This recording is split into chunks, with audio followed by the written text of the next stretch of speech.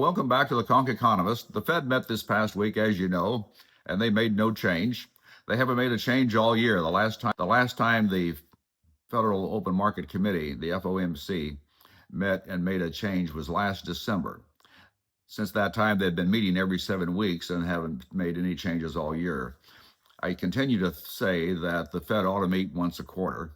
If an emergency came along, they could meet more frequently, but by meeting every 7 weeks, it keeps the market in turmoil. People speculate, is the market going to go up? Are they going to raise rates? Are they going to go down? And we saw it this past week. And now that this meeting is over, there already is speculation about, well, are they going to raise or lower rates in September? The last time they made a change was last December 10th. And even though the Fed hasn't made any change since last September 10th, there have been other changes. Let's remember now, what is the federal funds rate? This is a very, very short-term rate of interest. Money by the day, as they say. It is the rate of interest that banks charge each other for borrowing and lending reserves. Or it's what the Federal Reserve may charge, which is called the discount rate, when they loan to banks for reserve purposes. It's a very, very short interest rate, but it is widely watched. And we're going to see what has been the effect of no interest rate changes, theoretically, since last December.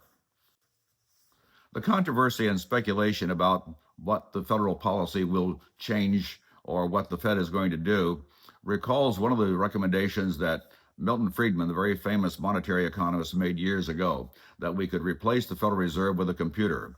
And with today's AI facilities, we could also replace a large number of the staff that they have, which basically are devoted to analyzing past economic trends.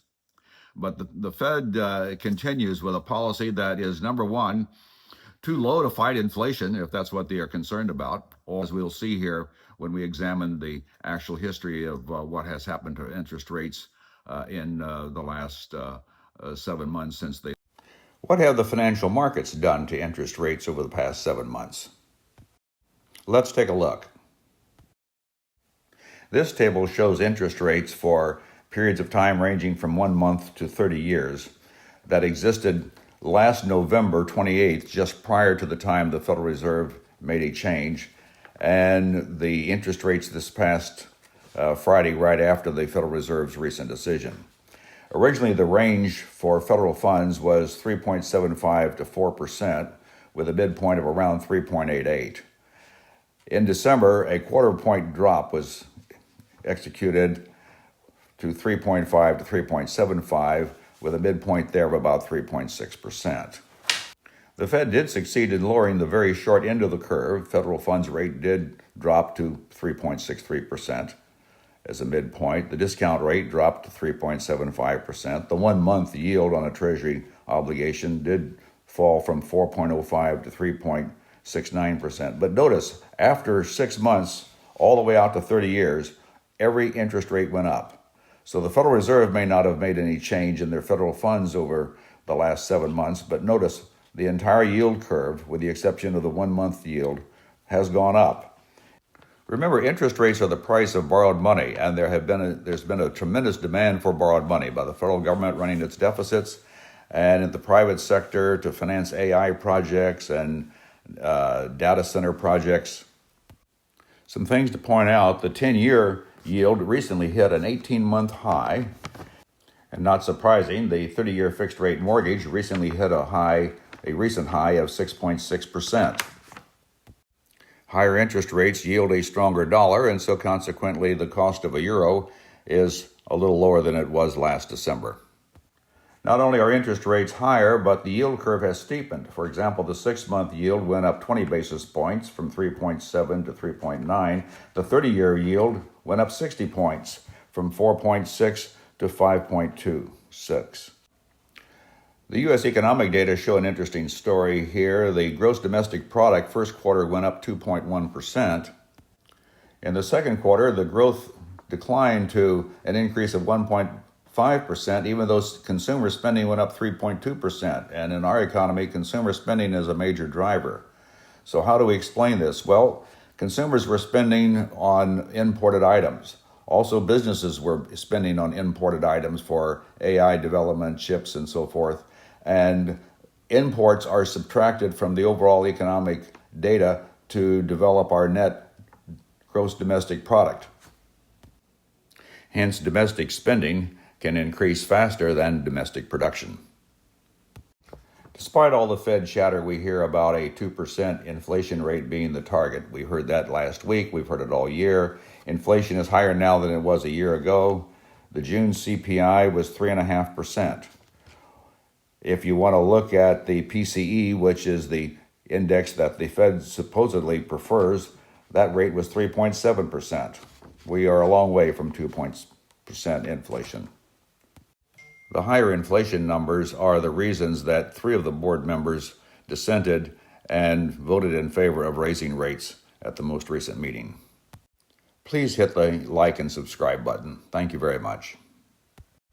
If you subtract an inflation rate of 3.5% from many of the yields here on the yield curve, the real rate of interest is barely above 1% in many cases. The labor market overall has held up pretty well. The most recent figures show an unemployment rate of 3.5%, which is in line with historical experience. Jobless claims did increase recently, up 197,000 after several weeks of decline. Bottom line, the economy is growing and resilient and has a lot of dynamic qualities to it, but there are problems. There are several problems that still confront our economy. First and foremost would be the problems in the Middle East with Iran and Israel and other areas of conflict over there. It seems like every day we hear that there's a solution, and then the following day we find that the solution has fallen apart. Related to that, of course, is oil prices and the price of gas at the pump, which has been going up. In my most recent presentation where I described our trip to Texas, I gave a running account of changing oil prices and gas prices along the way. Housing remains a problem with no easy fix. Housing prices went up a lot during the COVID period and the unfortunate policies that were in effect at that time. This is pricing a lot of people out of the market. The average age of the first-time home buyer now, as I recall, is around 40, which is sad. And there have been reports of where recent college graduates have had difficulty finding employment in their chosen field, which should serve as a warning to current or potential college students.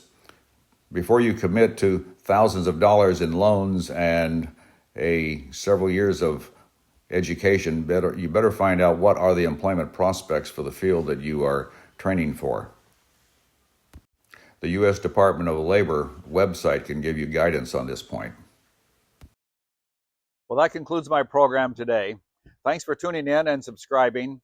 We'll see you next time.